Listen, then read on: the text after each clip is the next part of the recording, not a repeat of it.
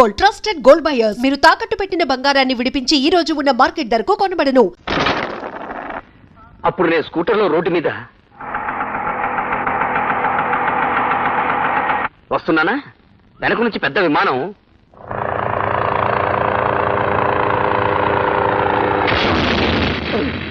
గుద్దేసింది. Scooter ఆకాశం మీదకి వెళ్ళిందా, ఈ మన రోడ్డు మీదకి వచ్చిందా? నీ అబ్బా! సత్యపండు ఎవరు? నా పేరు సత్యపండు. ఏమైందండి? ఏమైందో స్టేషన్లో చెప్తాను. పద.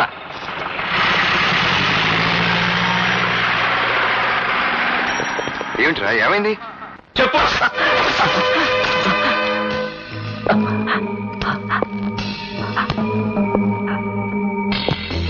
ప్యాసింజర్ ట్రైన్ ఏంటి, మాట్లాడేంటి సార్? అదిగో మళ్ళీ అదే టైప్ లో మాట్లాడతావేంట్రా?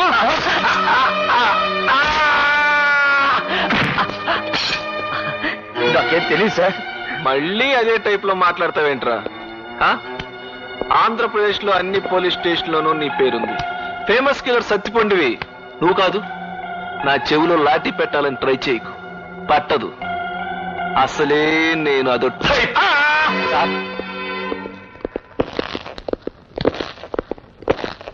ఇతనే సార్ సత్యపండు. ద్వారకా హోటల్లో రామారావు పేరు మీద దిగాడు.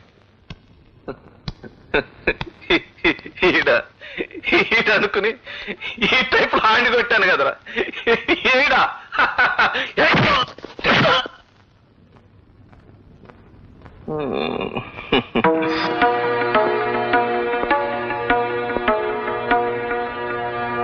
పేరు మార్చుకోవయ్యా. డిపార్ట్మెంట్ కదా, ఏ చిన్న చిన్న మిస్టేక్లే జరుగుతుంటాయి. రావయ్యా.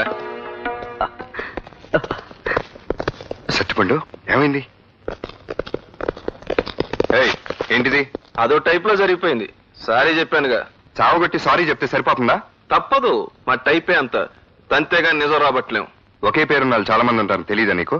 తెలీదు. పోనీ తెలుసు. అయితే ఏంటి?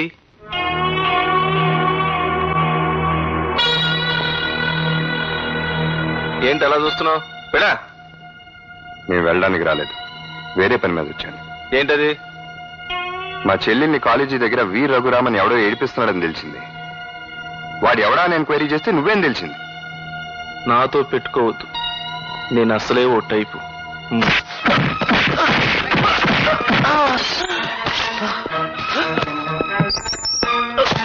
నీ టైప్ వాళ్ళు ఉండాల్సింది కుర్చీలో కాదు, లాకప్ లో.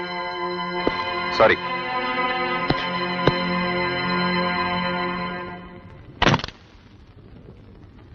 అన్నయ్య, మీ పోలీసు వాళ్ళకి జాలి దయ ఏం ఉండవా? నేరస్తుడి పేరు సత్తిపండు అని తెలియని దొరికిన సత్తిపండ్లు అందరినీ సాగొడతారా? బ్రెయిన్ ఉపయోగించడం మీ వాళ్ళు? ఉపయోగించడానికి నీలాగా బ్రెయిన్ లేదురా వాళ్ళకి. ఉండుంటే పోలీసు ఉద్యోగాలు ఎందుకు చేసి ఉండేవాళ్ళు? నీలాగా బేవర్సగాళ్ళతో కలిసి తండ్రి పేరో అన్న హోదానో అడ్డం పెట్టుకుని పోలీస్ స్టేషన్ మీద పడి పోలీసులు తన్నుండేవాళ్ళు. నేనేం అన్యాయంగా కావట్లేదు. న్యాయంగా కొట్టావా? న్యాయంగా కొట్టావా? పోలీస్ స్టేషన్కి వచ్చి సిఐ హోదాలో ఉన్న ఆఫీసును కొట్టడం న్యాయం అనుకుంటున్నావా? రే, నువ్వు నా తమ్ముడు కాబట్టి సరిపోయింది. లేకపోతే నిన్నే ఫ్యాన్కో వేలాడదీసి లాకప్ డెత్ అని చెప్పి నీ శవాన్ని ఇంటికి పంపించుండేవాళ్ళు తెలుసా? షబాష్. మీరు ఎన్ని రకాల వెలవ పనులు చేయగలరో సిగ్గు లేకుండా చెప్తున్నావంటే నువ్వు కూడా డిపార్ట్మెంట్కి చెందినోడు. సిఐ గన్ కొట్టింది ఎవరో తెలుసా? మీ తమ్ముడే నాతో అన్నప్పుడు నాకు నా తల తీసేసినట్టయింది. ఏమిటి? వీడు సర్కిల్ ఇన్స్పెక్టర్ కొట్టాడా? ఏరా? అబ్బే ఏం లేదన్నా, ఊరికే. నువ్వేం కవర్ చేయక్కర్లా, కొట్టానని చెప్పు. చెప్పి ఎందుకు కొట్టానో కూడా చెప్పు.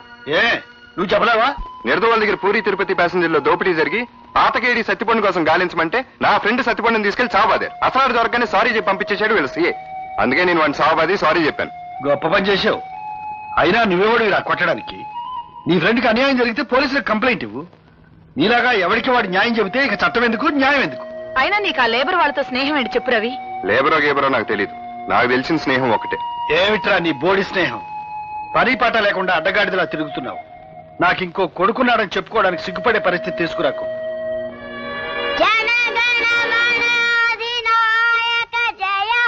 రేయ్, నువ్వు వెళ్ళు. తప్పు చేయని వాడిని ఎవరన్నా కొడితే వాడిని మనం కొట్టడం తప్పా తాతయ్య?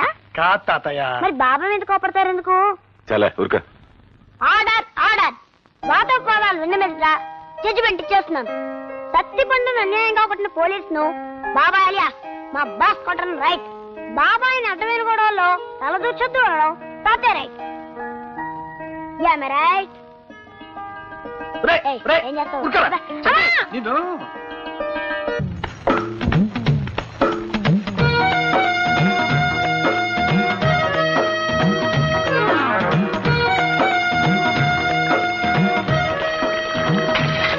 నీకులా బిందె పెట్టడం చేత కాక నేను లైన్ లో నిలబడింది బిందెది చేయను. ఏం చేస్తావు?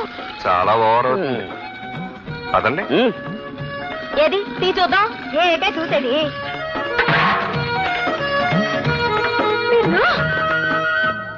ఇంత ఓవర్ అయితే కష్టం.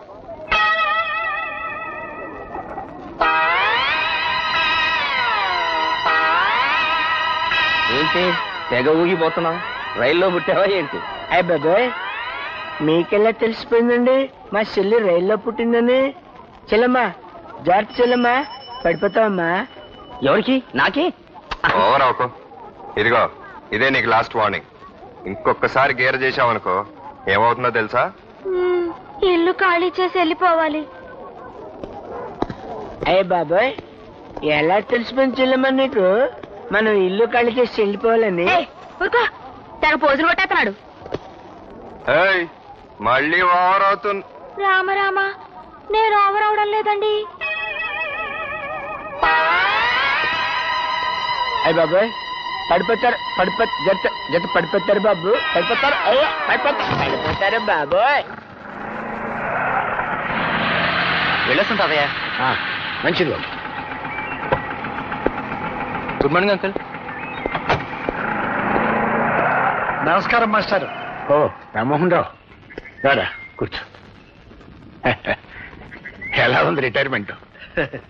మరీ విశ్రాంతి కదండి, చాలా ఇబ్బందిగా ఉంది. నేను రిటైర్ అయిన కొత్తలో నీలాగే అనుకునేవాడిని, కానీ అది పోగొట్టడానికి అన్నట్టు అమ్మాయి అల్లుడు యాక్సిడెంట్లో పోయారు. ఏం చేస్తాం, మళ్ళీ బాధ్యతలు మొదలయ్యాయి. అదిగో ఆ సాయిరామను ఒక ఇంటి పని చేసిస్తే ఆ తర్వాత నేను అవతారం చాలించినా అడిగే వాళ్ళు ఎవరు ఉండరు. మాస్టర్, నేనెప్పుడూ మీకు రుణపడి ఉన్నానని చెప్పడమే గానీ రుణం తీర్చుకునే అవకాశం రాలేదు. ఇప్పుడు వచ్చింది, మరి ఆ అవకాశం ఇస్తారా? ఏమిటే అది? మీకు అభ్యంతరం లేకపోతే మా అమ్మాయిని సాయిరాంకి ఇద్దాం అనుకుంటున్నాను. అవును మాస్టర్, మా అమ్మాయి మీ ఇంట్లో ఉండి మీకు ఈ వయసులో సేవలు చేస్తుంటే మీ రుణం తీర్చుకున్నంత తృప్తిగా ఉంటుంది నాకు. అలాగే, నీ ఇష్టం వచ్చినట్టు. Thanks master. నమస్కారమ్మా. నేను పని మానేశాక ఇంట్లో ఇబ్బందిగా ఉందని సిన్నమ్మ గారు చెప్పారు. అందుకే ఈ పిల్లని తీసుకొచ్చాను. మా పేటలోనే ఉంటుంది, చాలా మంచి పిల్ల. దండబెట్టవే. చూడ్డానికి లక్షణంగానే ఉంది. నువ్వు అమ్మగారికి నచ్చావే? నాకు అమ్మగారు భలే నచ్చారు. అచ్చం పార్వతీదేవిలో ఉన్నారు. జీతం ఎంత కావాలి? ఊరుకోండమ్మా, మీ మొహం చూస్తే జీతమా బతమా ఏమీ లేకుండా ఉండాలనిపిస్తుంది బతుకంతా. బాగానే మాటలు నేర్చావు. పద లోపలికి. అమ్మగారు, కుడికాలు పెట్టాలా ఎడంకాలు పెట్టాలా? నువ్వేమీ కోడరికానికి రావడం లేదు, ఏదో ఒక కాలు పెట్టు. ఎందుకైనా మంచిది, కుడికాలే పెడతాను. నువ్వు వెళ్ళు. ఇదిగో 2 కిలోల బియ్యం, 1 కిలో మంచి నూనె, 1/2 కిలో పెసరపప్పు అర్జెంటుగా కట్టు. అవతల ఎసరు మరిగిపోతుంది. ఏంటమ్మాయి, నువ్వేమన్నా గవర్నర్ గారు కోడలువా, కలెక్టర్ గారు పెళ్ళానువా? ఎక్కడికి వచ్చినా వెనకొస్తావు, ఓ ముందుకెళ్ళిపోతావు. మేమంతా మడుసులం కావా? ఇదిగో వెనక ముందని ఆలోచిస్తా ఉంటే ఈ కొట్టుకాడే ముసల్దాన్ని అయిపోతాను. చేతనైన కాడికి పక్కోళ్ళని తోసుకునైనా ముందుకెళ్ళాలి, లేకపోతే ఈ లోకంలో బతకలేము. ఏంటమ్మా చిట్టి, ముందు వెనకనేదో పాఠాలు చెప్తున్నావేంటి? అదే పాఠాలా పాడా, మడిసి అన్నాక బుద్ధుండాలి. ఎంచక్క ముందొచ్చినోళ్ళు ముందు, వెనకొచ్చినోళ్ళు వెనక నిలబడాలి. లేకపోతే మడుసులకి పశువులకి తేడా ఏముంటదని చెప్తున్నా. అయితే నువ్వు పశువుని ఒప్పుకున్నావు అనమాట. అమ్మా అమ్మా, తీసుకెళ్ళి గట్టి పెట్టండి. ఇదిగో ఇదిగో, నువ్వు ఇలా అందరూ నన్ను డబాయించడం ఏం బాగాలేదు. మర్యాదగా చెప్తున్నాను, నాతో అనవసరంగా పెట్టుకోకు. అది నీకు మంచిది కాదు. ఎందుకో? నేను మామూలు రాణి అనుకుంటున్నావా? మహారాణిని. జడ్జి రామ్మోహన్ రావు గారింట్లో పని కుదిరాను. జడ్జి అంటే మామూలు జడ్జి అనుకున్నావా? రిటైర్డ్ జడ్జి తెలుసా? వాళ్ళ పెద్దబ్బాయి గారు పెద్ద పోలీస్ ఆఫీసరు, చిన్నబ్బాయి గారు ఇంకా పెద్ద ఆఫీసర్ అనుకుంటాను. రాత్రి పగలు డ్యూటీలోనే ఉంటారు. అవును, ఇంతకి జడ్జి పశువుతో పని ఎట్లా చేయించుకుంటున్నాడు? ఇదిగో, పిచ్చి పిచ్చిగా వాగితే మా అయ్యగారితో చెప్తాను. ఆయన అసలే రిటైర్ జడ్జి. ఆయన తలుచుకుంటే రేపు ఈ పాటికి నువ్వు జైల్లో ఉంటావు. శరీర ముఖమా ఈ బాబు ఎవరా? మామా నువ్వు వెళ్ళి పని చూసుకో. చూడండి జడ్జి గారు, పని మనిషి గారు, ఈ పేటకి నేనే జడ్జిని, నేనే కమిషనర్ని, రాత్రి మగళ్ళలో పనిచేసే చిన్నబాబుని కూడా నేనే. ఇక్కడికొచ్చి తోక జాడించావనుకో చక్కగా కత్తిరించి చేతిలో పెడతానని మీ జడ్జి గారికి చెప్పుకో. వెళ్ళమ్మా.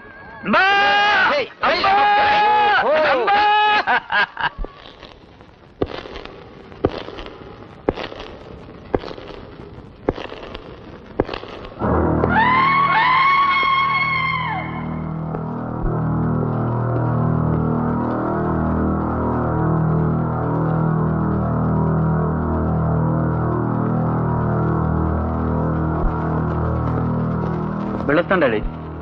ఎస్. వెళ్ళొస్తాను డాడీ. ఎమ్మెల్యే గారు 6 గంటలకు వస్తున్నట్టు కబురండి సార్. All right. హలో, ఒక్క నిమిషం ఉండండి సార్. ఫోన్. ఎస్. నా నువ్వు మాట్లాడు. Hello, yes please.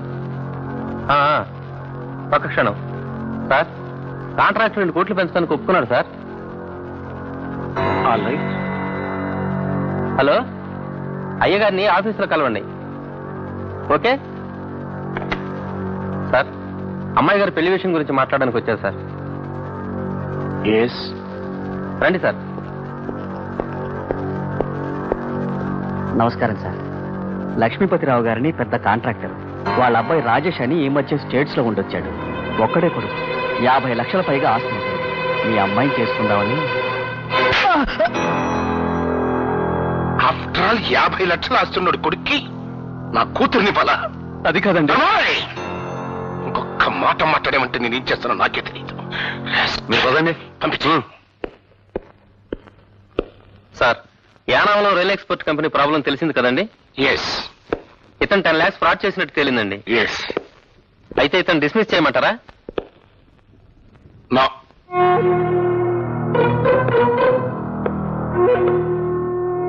నా కంపెనీలో ఏ ఎంప్లాయీకి డిస్మిసల్ ఉండదు. చచ్చేదాకా సవ్యంగా ఉద్యోగం చేయటం, సవ్యంగా లేకపోతే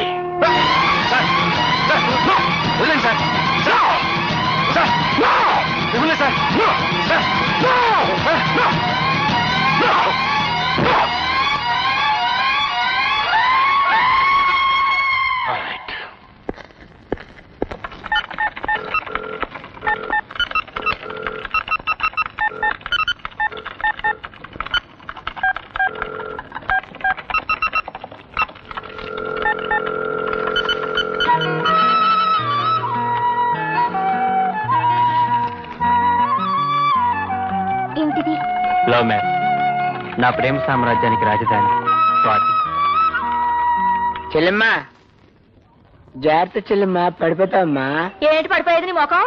అయ్య బాబాయ్, ఇది నా మొహం అని నీకెలా తెలిసిపోయింది చెల్లెమ్మా? చెల్లెమ్మా, నా మొహం మామూలు మొహంలా ఉందా? 7 మొహంలో అలాదా చెల్లెమ్మా? ఏమైంది? ఏమైందంటావేంటమ్మా? కోర్టు నుంచి సమన్లు వచ్చాయమ్మా. నన్ను పోలీసులు జైల్లో పెట్టేశారు చెల్లెమ్మా. బాబు మీరే రక్షించాలి తండ్రి, బాబు మీరే రక్షించాలి తండ్రి. అయ్య బాబాయ్, నా గొంతు నాకేం పడుతుందండి బాబు. మీరే రక్షించాలి తండ్రా, మీరే రక్షించాలి తండ్రా. చూసారా, నా గొంతు నాకేం పడుతుంది బాబు, మీరే రక్షించాలండి. ఏమైంది? ఏదో అయిందిలే, ఇది నీకు సంబంధించిందేం కాదు. అయ్య బాబాయ్, ఆరికి సంబంధించిన విషయం కాదంటావేంటి చెల్లెమ్మా? బాబారు, నేను ఆ గణపతి దగ్గర అప్పు చేసి రిచ్చా కొన్నమాట వాస్తవే బాబు. కానీ ఆ పైసలన్నీ మొత్తం తీర్చేశాను బాబు. తీర్చలేదు నాడు కోర్టులో దావా వేశాడు బాబు. నా చెల్లెల నుంచి పెళ్లి చేసేదాకా ఇలాగే ఏడిపిస్తారని నన్ను బెదిరిస్తున్నాడు బాబు.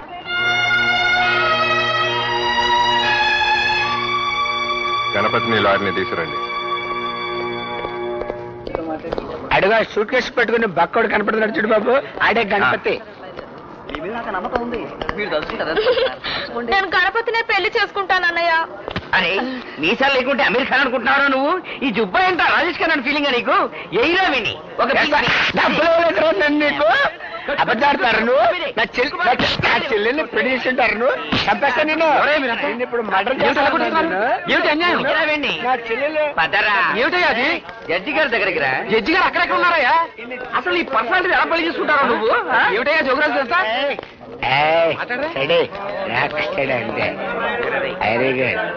ఏమిటి ఇదంతా? జడ్జి గారు అన్నారు ఎక్కడ? ఈ జోగిరాజ్కి గణపతికి గొడవ ఏంటండి? ఆ లావాదేవీలు మీకు ఎందుకు బాబు? మాకు కావాలి బాబు. జోగిరాజు అప్పు తీర్చేసినా తీర్చలేదంటున్నాడు ఈ గణపతి. ఎందుకు? ఇతని చెల్లెల్నిచ్చి అతనికి పెళ్లి చేయలేదు కనుక. అవునా? ఇంతకీ మీరు చెప్పేదేమిటి? ఏం లేదు, ఈ కేసు ఇక్కడే ఇప్పుడే పరిష్కారం కావాలి. అదేం కుదరదు. కుదురుద్ది. మీరు ఇక్కడ లాయర్ కాదు, సాక్షి.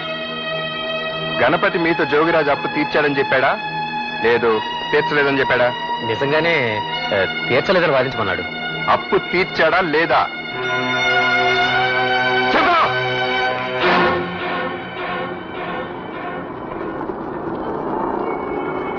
తీర్చేశాడు, కానీ తీర్చలేదని వాదించమన్నాడు. మీరు తప్పకుండా సార్. జుబ్బా ఎందుకు రే? ఆ పేపర్లు తీసారా? నీ జుబ్బా నువ్వు నీ అయ్య బాబోయ్, మళ్ళీ వచ్చావంటరా? మొన్న కోర్టు దగ్గర ఇచ్చిన డోస్ చాలేదా నీకు? నోటు చించేసినంత మాత్రం వదిలేస్తాననుకున్నావా జోగిరాజు? నీకే కాదు నాకు తెలుసు రౌడీస్. చంపేస్తాన్రా నిన్ను, చంపేస్తాన్రా.